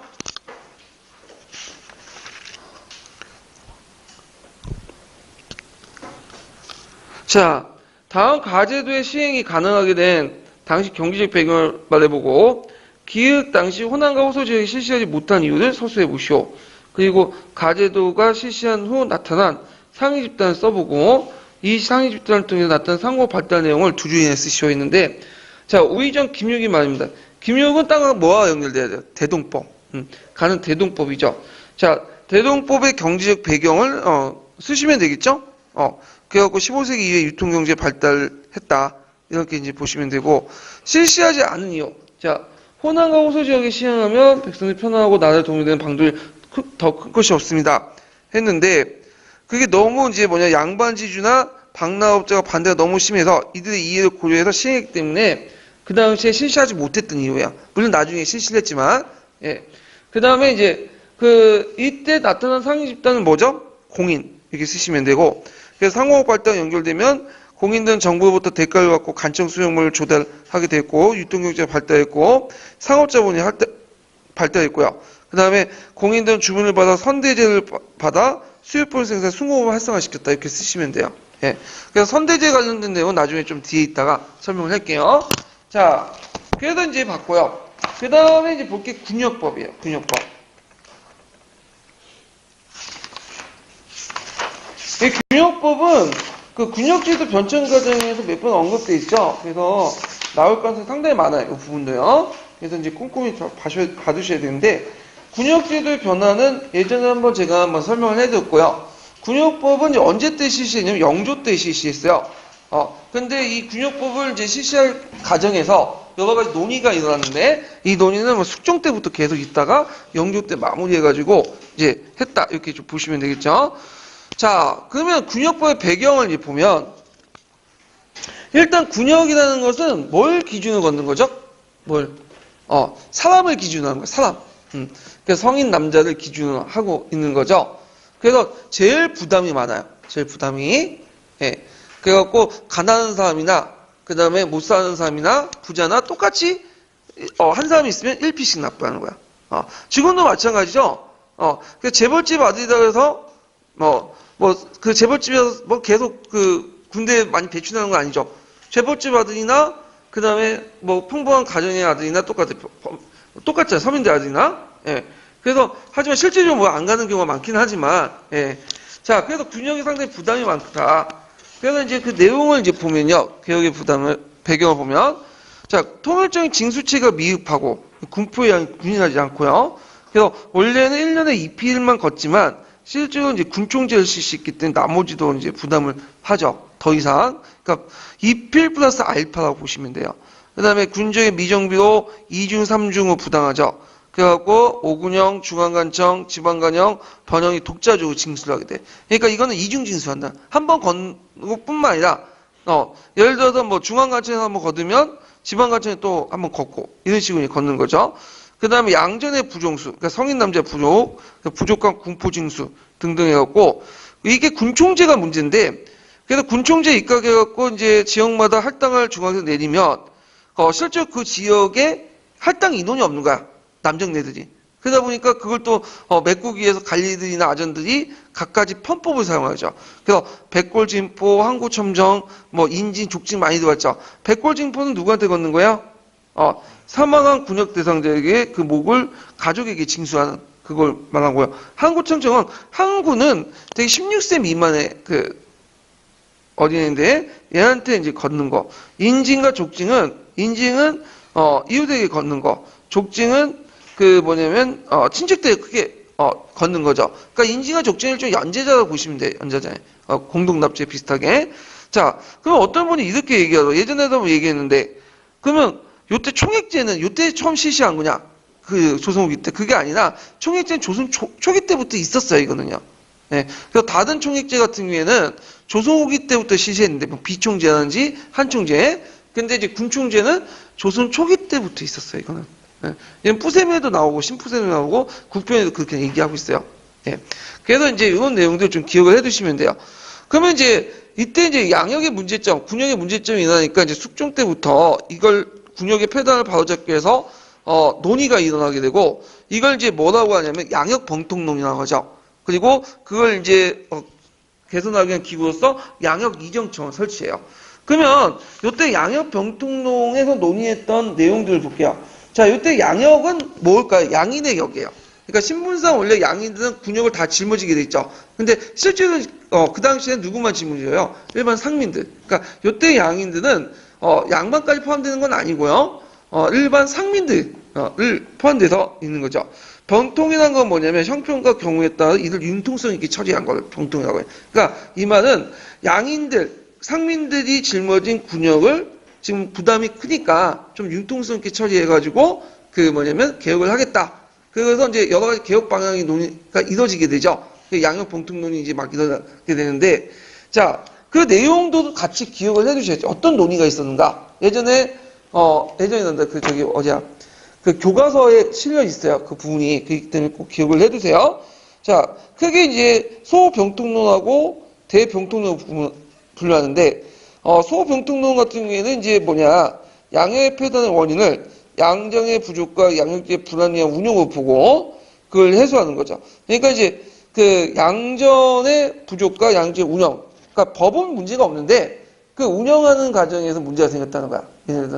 자, 그래서 이제 그 방법 피역자를 색출하고, 피역자는 뭐야? 도망 안 가는 사람 있어요. 도망 안 가는 게 아니라 도망가는 사람들 있죠? 예.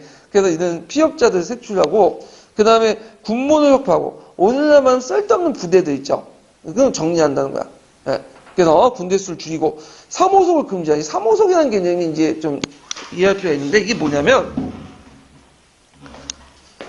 이걸 이제 이해하기는 총익자는 개념을 좀 이해할 필요가 있어요.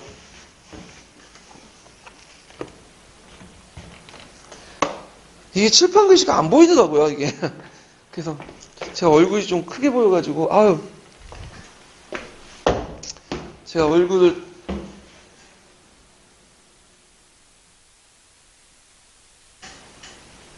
줌을 잘 사용하지 않는데, 자, 삼호속이 뭐냐면,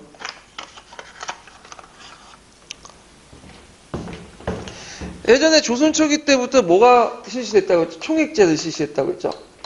그래서 군대 총액제를 뭐라고 해요? 군충제라고 해. 군충제. 그래서 그 군역법 이전의 이제 총액제는 어떻게 이제 실시됐냐면, 중앙정부에서 그냥 할당을 준 거야. 지역에.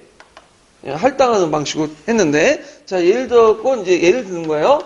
뭐 양평군이라는 곳이 있으면, 양평군이 있으면 거기에 이제 무조건 1년에 5,000피를 쳐라, 이런 식으로 할당을 줘. 그래서 이제 이것이 이 중에 총액제예요. 근데 이제 총액제 문제점 아까 말처럼 양평군의 장정이 2,500명밖에 없어. 그럼 1필씩 거둘 수 없죠. 그럼 원칙 어긋나게 뭘 걷어야 돼? 1필 더 걷어야 돼. 그래서 1필을 더 걷는 과정에서 이제 여러 가지 문제점이 등장하고 족징, 인징 이런 것들 있잖아요. 예. 근데 문제는 여기 5,000필만 또 거두면 되는데 거기에 또 플러스 알파가 더 붙어. 그래서 이거는 뭐냐면 3호석이라고 해요. 이건 뭐냐면 정부가 할당한 금액 외에도 더 걷는 거야. 왜 걷겠어 이거? 이거 누가 갖겠어? 이거는 지방 관리들이 갖는 거죠. 수정이나 그 다음에 아전들이 갖는 거야. 이거는 합법이 아니라 불법이에요. 이거는 무슨 말인지 알겠죠? 예. 자, 그러니까 이제 이게 하도 문제가 되니까 이 총액제를 바꿔요. 군역법 이후에는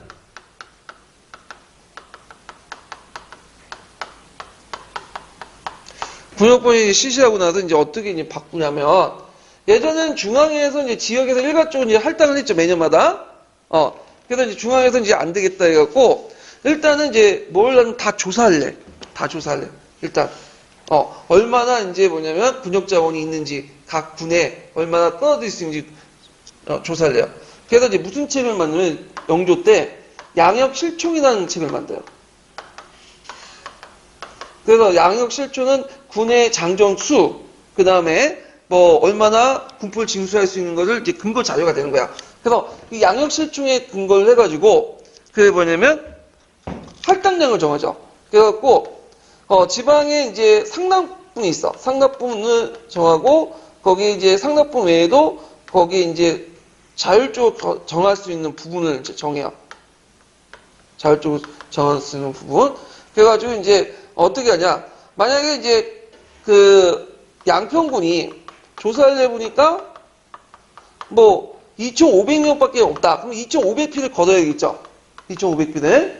근데 2,500필인데 제 지방에 따라 사정에 따라 좀 2,500필 다 거둘 수 있고 없을 수도 있잖아요. 이거 중앙에서 2,500필 꼭 필요한 것도 아니고. 그러니까 지방 할당분, 그러니까 중앙에서 할당분이 상납분 500필만 딱 거두면 1,000필만 딱 정하면 1,500필은 그 안에서 자율적으로 지방수련관이 뭐야? 자율적으로 거둘 수 있어. 그러니까 예를 들어 지방사정이 본래 안 좋다 하면 어떻게 돼요? 그냥 안 거둘 수도 있고 지방사정이 좀 넉넉하다 하면 1,500필 더 거둘 수 있는 거죠. 그래서 할당제도 여기에는 중앙에서 일괄적으로 한 방면에 여기에서는 그 근거 자료를 바탕으로 해서 일정한 그 중앙의 상납분만 바치면 그 나머지 군포들은 지방간이 알아서 결정을 해주는 거야. 그래서 이걸 이제 뭐냐면 그 지역 단위 군총제라고 또 하거든요. 이해되시겠죠? 근데 문제는 이 수령들이 지방 사정에 따라 걷는 게 아니라 지 사역에 따라 걷어버려. 그러니까 1,500필을 한돈에서 걷어야 되는데 그게 1,500필에다가 또 뭐가 붙죠? 알파가 붙어. 이걸 뭐라고 하죠? 또 3호석이라고 해요. 법적 외에 걷는 거야. 그래서 이렇게 이제 해서 군역의 폐단이 계속 지속이 됐다는 거야. 이해되시겠죠? 자, 그래서 이렇게 해서 이제 얘기를 했고, 자, 그 다음에 이제 보면 어디까지 했어? 자, 여기에는 이제 이런 것들 이제 타파하자. 소병통령 얘기하다 그 얘기했는데, 그 낙강은 이제 시험에 떨어진 이제 교생들에게 군역을 피한. 그 다음 교생들은 이제 그 양반들도 있었지만 유학후에 속하는 것들 아닌 사람도 있거든요. 그래서 이런 사람들에게 이제 뭐냐면 걷다. 교생들 중은 일반 상민들도 많아요. 근데 교생들은 직역에 속하기 때문에 뭐예요?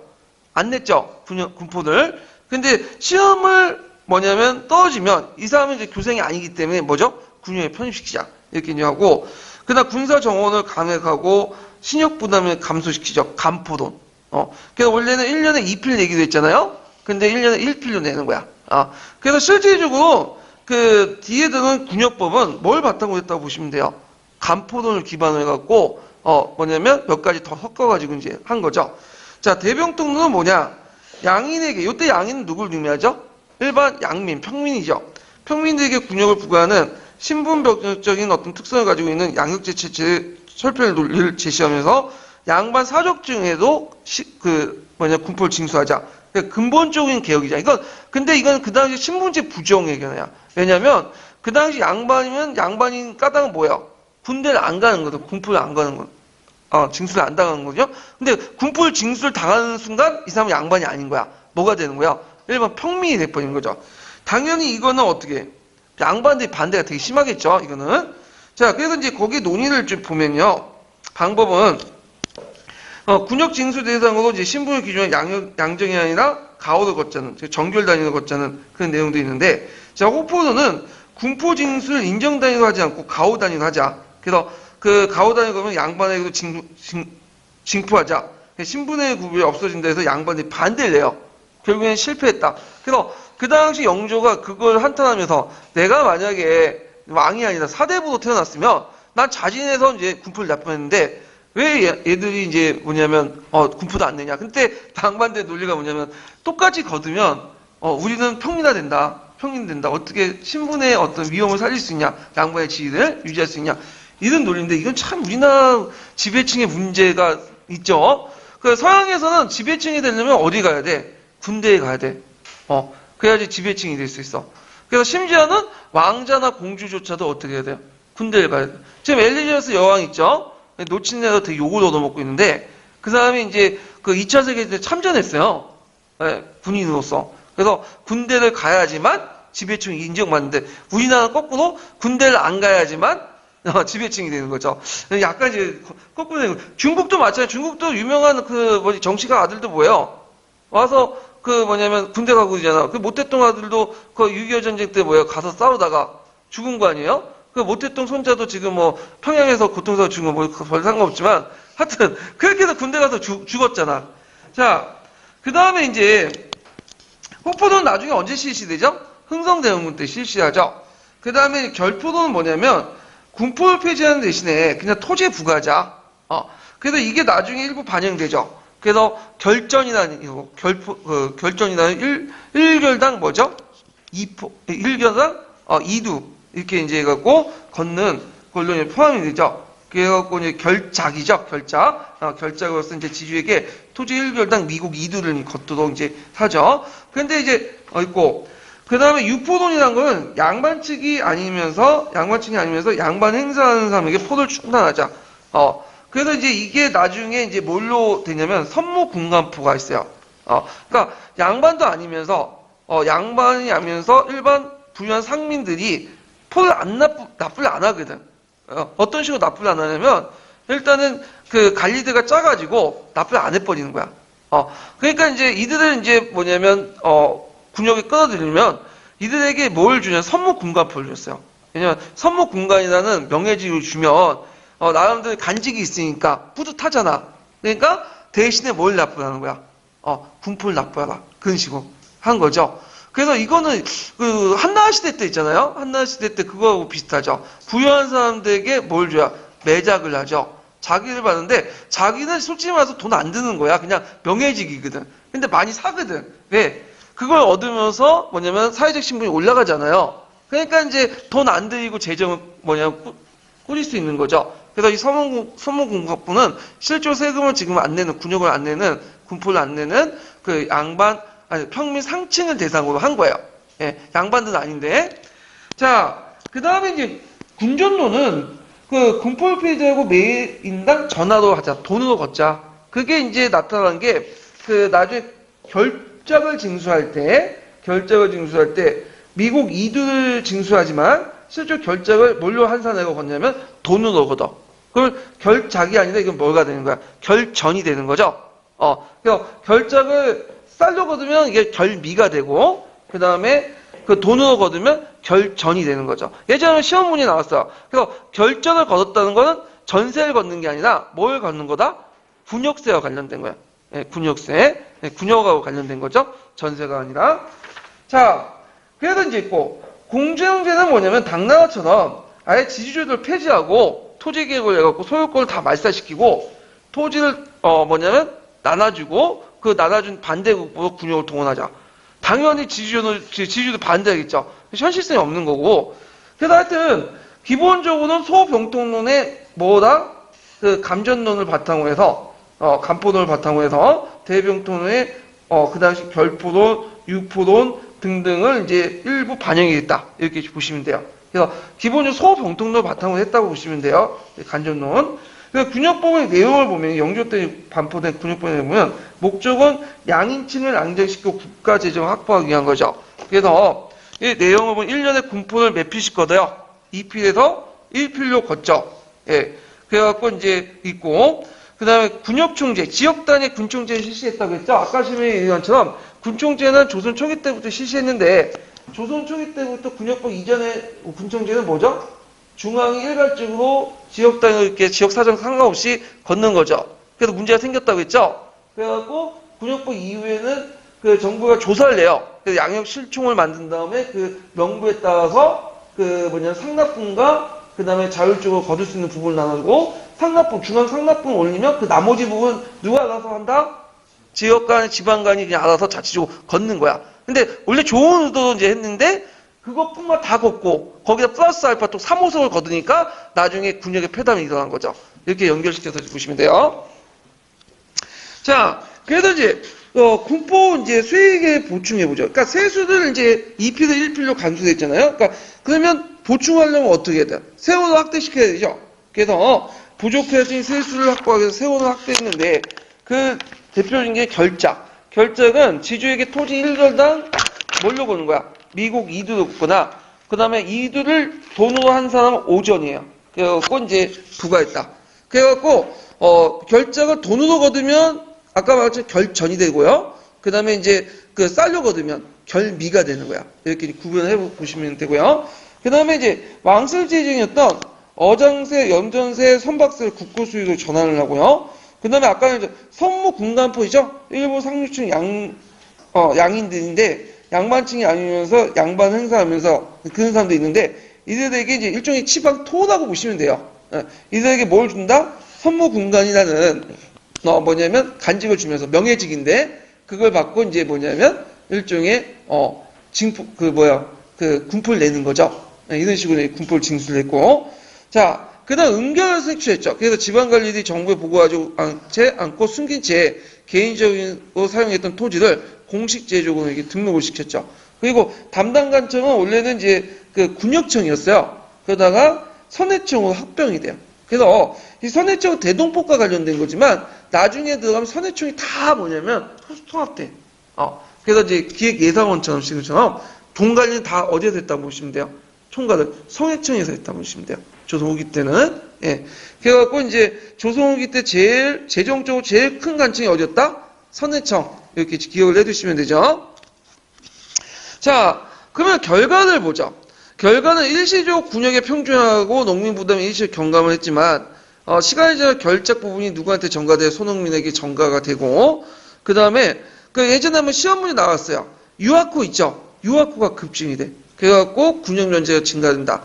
그래갖고 이제 예전에 인조 때 무슨 정책이 있다고 했죠? 사존 충군 정책이 폐지됐다고 했죠. 그래서 예전에 양반들이라도 이제 일단은 교생과 원생 그 관리가 되지 않으면 군포를 납부했는데 이거조차도 폐지시켜서 유아코에 일단 들어가기만 하면 어떻게 돼요? 군포가 면제받는 거야. 그래서 그 유아코가 들어갈 수 있는 대상은 사족층에 한정되는데 사족의 범위 예전에 얘기했죠. 근데 군역법이 이제 실시되면서 뭐냐면 오히려 유아코가 더 급증이 돼.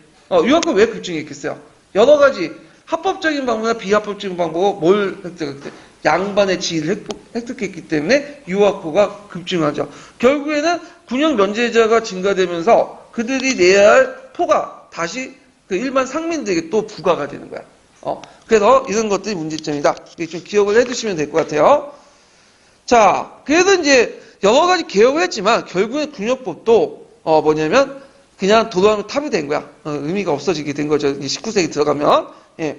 자, 그래서 이제 이거 예전에 한번 시험 문제 나왔으니까 좀 기억을 해두시면 되고, 자, 그러면 관련된 이제 그 뭐냐면 총괄평가 문제를 풀어볼게요. 자, 45페이지 펴보세요. 45페이지.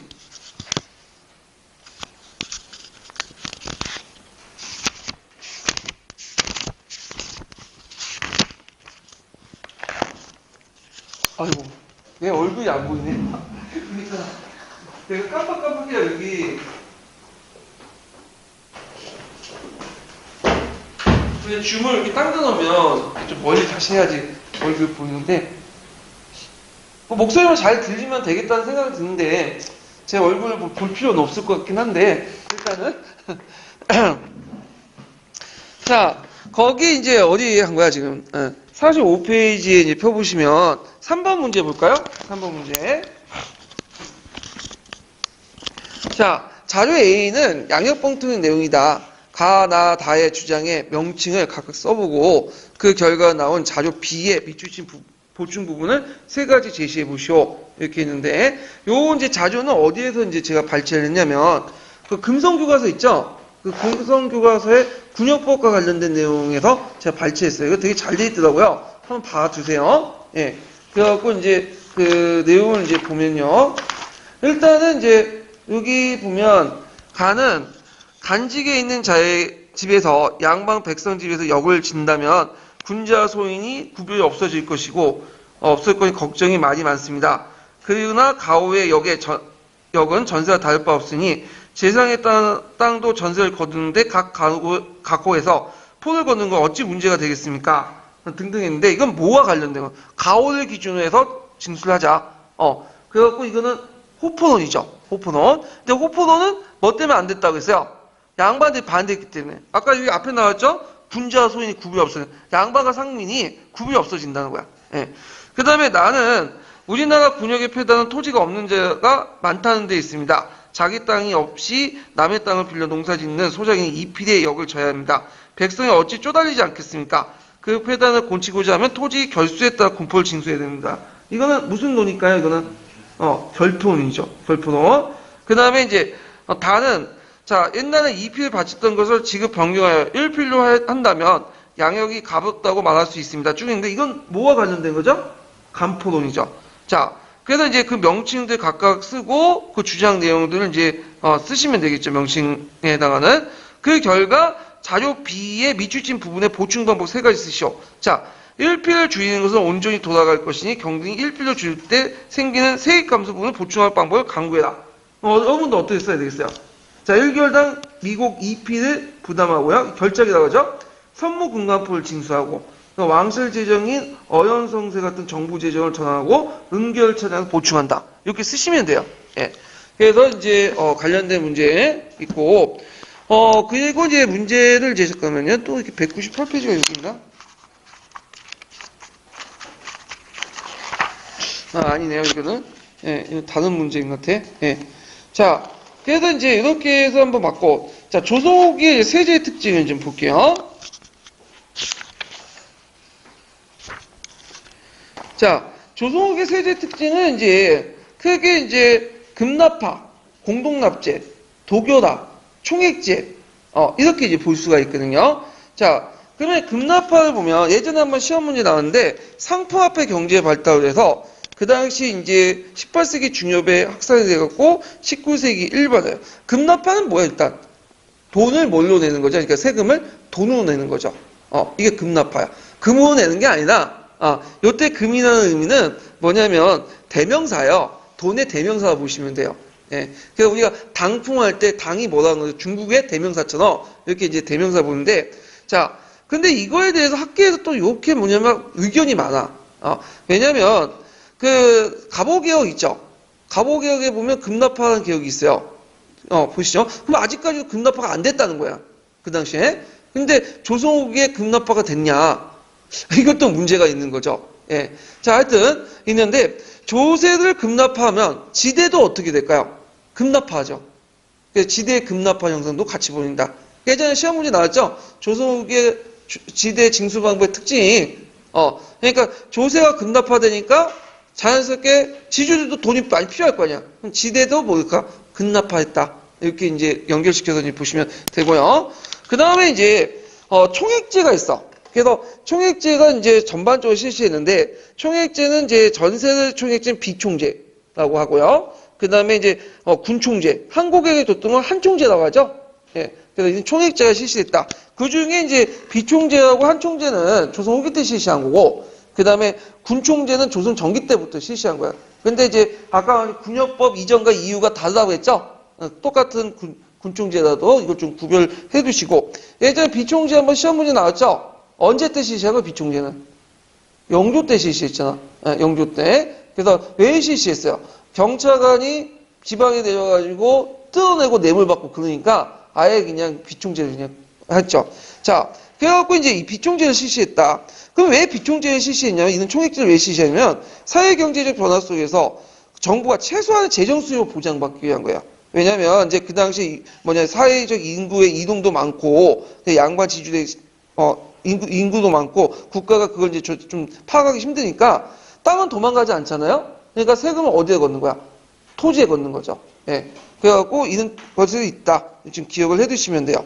자, 그 다음에 도교인데 도교는 이제 뭐냐면 이건 나중에 제가 말 잘못했네. 그러니까 비총제는 이제 그러니까 총액제는 토지에 걷는 게 아니라 총액제를 넣는데 이건 뭐냐 최소한의 수입을 보장받기 위한 거고 땅에 걷는 건 도교이죠.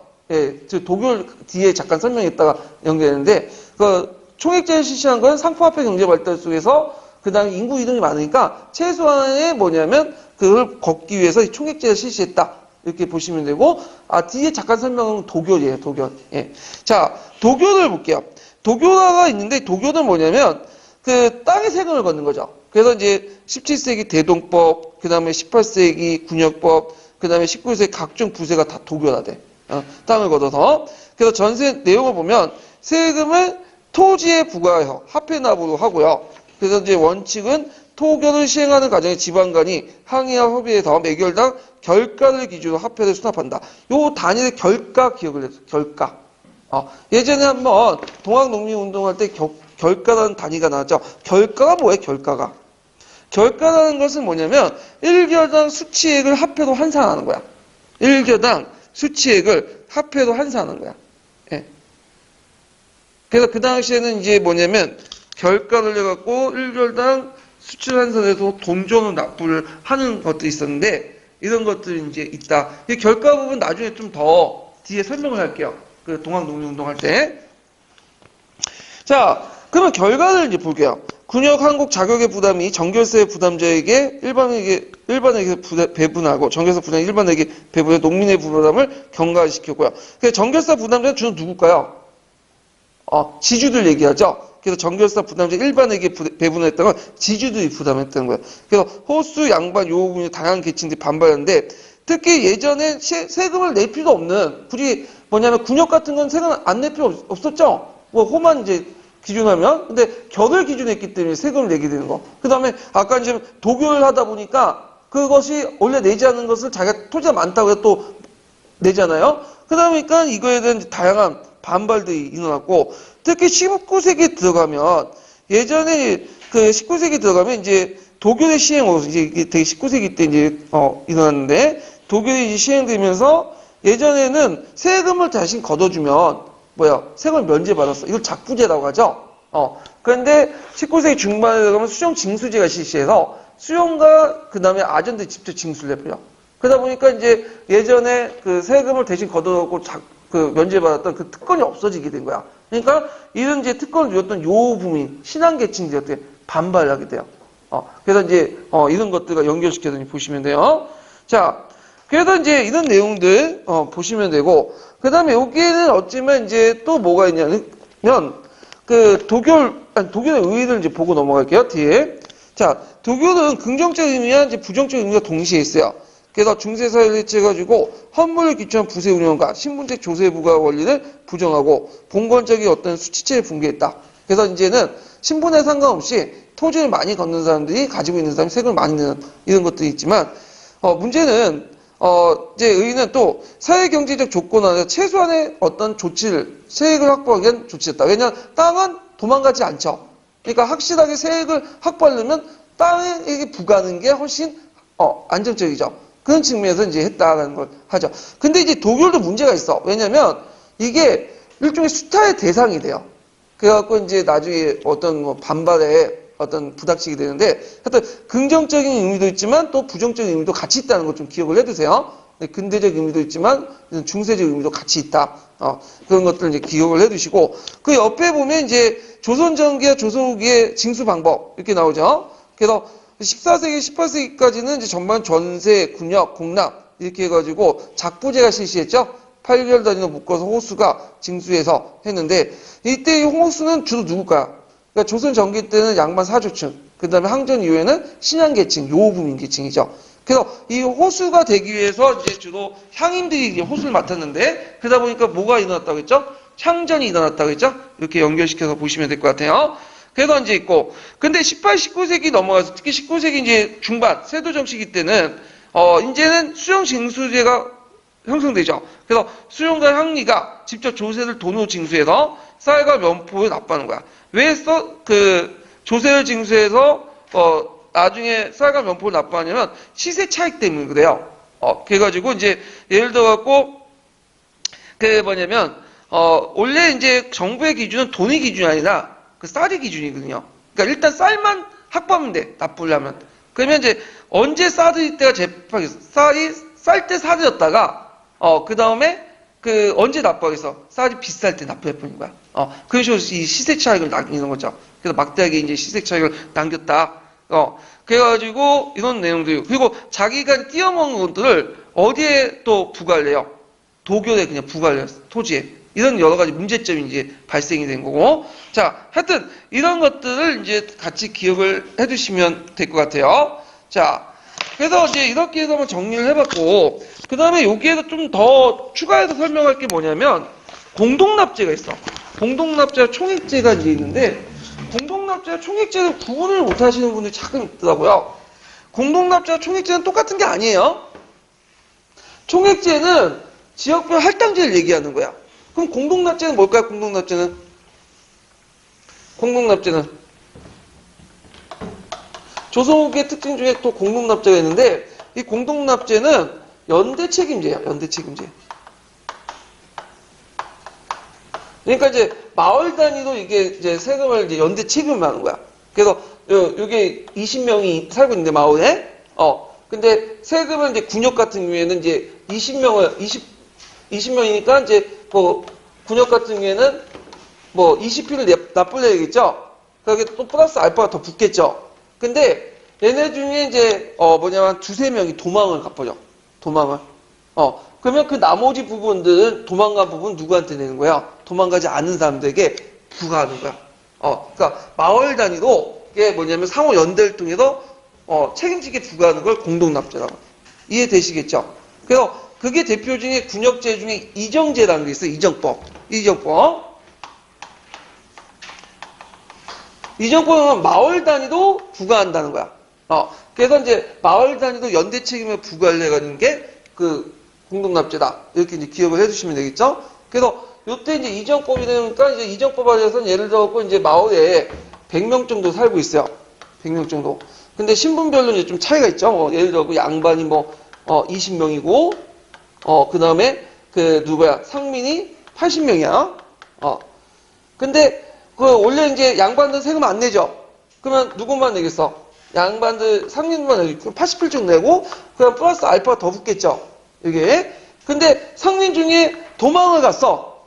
도망을 가고 한 80명 중에 한 60명밖에 안 남아있어. 그럼 20명 분을 누구도 같이 부과하는 거야. 양반도 같이 부과하는 거야.